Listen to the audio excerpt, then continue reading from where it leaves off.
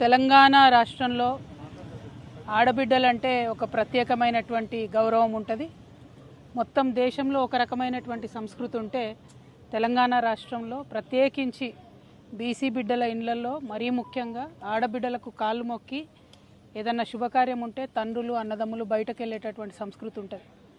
బోనం ఎత్తుకున్నటువంటి ఆడబిడ్డను ఆల్మోస్ట్ అమ్మవారిని చూసినట్టు చూసేటటువంటి ఒక పవిత్రమైన సంస్కృతి మన తెలంగాణ రాష్ట్రంలో ఉంటుంది. ఇప్పుడిప్పుడే తెలంగాణలో భారతదేశం మొత్తంలో మహిళలు రాజకీయంలో ముందడుగేస్తూ సమస్యలపైన మాట్లాడుతున్నటువంటి సందర్భాన్ని మనం గమనిస్తున్నాం. మహిళలు రాజకీయాల్లోకి వచ్చినటువంటి వారిని చాలా పరుషమైనటువంటి పదజాలంతో ఒక బాధ్యతాయుత పదవిలో ఉన్నటువంటి వ్యక్తులు విమర్శ చేస్తే మరి వాళ్ళు వచ్చేవాళ్ళు కూడా రాకుండా వెనక్కి తగ్గేటటువంటి పరిస్థితి ఉంటుంది.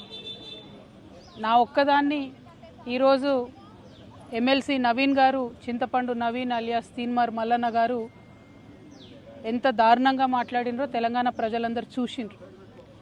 అసలు మేము ఆడబిడ్డలు అట్లాంటి మాటలు కనీసం మా నోటితో కూడా ఉచ్చరించేటటువంటి పరిస్థితి కూడా ఉండదు. సిగ్గు అనిపిస్తుంది, నిజంగా బాధ అనిపిస్తుంది. ఎందుకు రావద్దా ఆడపిల్లలు బయటికి రావద్దా? రాజకీయాల్లో ఉండొద్దా?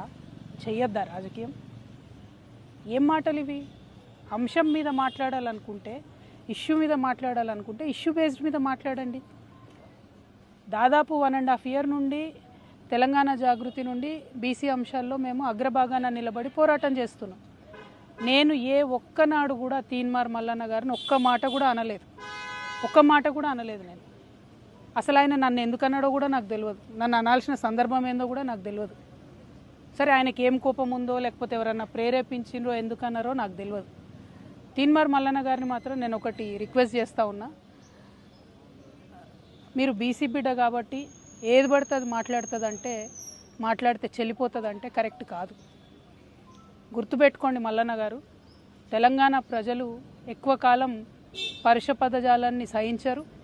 మీరు ఎటు పడితే అటు మాట్లాడితే చూసుకుంటే ఎవరు ఊరుకోరు. మీరు మాట్లాడిన దానికి డెఫినెట్గా ఆవేశం వచ్చి మా కార్యకర్తలు, మా నాయకులు ప్రజాస్వామ్యబద్ధంగా ప్రొటెస్ట్ చేయడానికి వచ్చారు. అయితే మీరు కాల్పులు జరుపుతారా? సామాన్య ప్రజల మీద కాల్పులు జరిపేంత అంత క్రూరత్వం ఎందుకు? ఏంది ఇది? ఏం వైఖరి ఇది?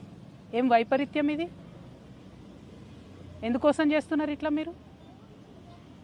అంటే ఒక ఆడబిడ్డను ఎంత మాట పడితే అంత మాట అనేసి ఇది తెలంగాణ పదజాలం గిట్లనే ఉంటుంది గట్లనే ఉంటుంది అని అంటే ఇది మీ టీవీ కాదు, మీరు మేకప్ వేసుకొని వేసే డ్రామా కాదు. ఇది రాజకీయము, ఇది ప్రజాస్వామ్యము. ఇందులో అనేక మంది ప్రజల యొక్క జీవితాలు ముడిపడి ఉన్నాయి. అరే, తెలంగాణ జాగృతి ఎన్నో కార్యక్రమాలు చేసింది. అందులో బీసీ ఉద్యమం ఒక భాగం మాత్రమే. ఇంకా చాలా కార్యక్రమాలు చేస్తాం, ఇంకా బలంగా పోరాటం చేస్తాం. ఎందుకోసం మీకు ఇంత దుగ్ధ? ఎందుకోసం? ఒక ఆడబిడ్డ రోడ్డు మీద నిలబడి ప్రశ్నిస్తే తట్టుకోలేకపోతున్నారా? నాలాంటి వాళ్ళను కోట్లాది మందిని తయారు చేస్తా ఏమనుకుంటున్నారో మీరు? మేము అనుకుంటే, ఆడబిడ్డలు అనుకుంటే కనీసం ఇంట్లోకి వెళ్ళి బయటకు వెళ్ళలేరు. మీరు ఆలోచన చేసుకోవాలి. మల్లన్న గారు, ఎవరి కోసం మాట్లాడుతున్నారు మీరు? నేను ఇవాళ రాష్ట్ర ముఖ్యమంత్రి గారిని కూడా అడుగుతున్నా. ఈ మల్లన్న గారు నిన్న మధ్యాహ్నం ఈ టైంకి ఈ మాట మాట్లాడితే ఇంతవరకు నేను ముఖ్యమంత్రి గారికి ఒక సహచర ఎమ్మెల్సీని ఇంతవరకు కనీసం ముఖ్యమంత్రి గారు మాట్లాడలే. ఆ రోజు వారి కుటుంబ సభ్యుల మీద మాట్లాడితే 2 ఆడపిల్లల్ని, యూట్యూబర్స్ని, జూనియర్ జర్నలిస్టులని పట్టుకపోయి మీరు జైల్లో పెడతారా?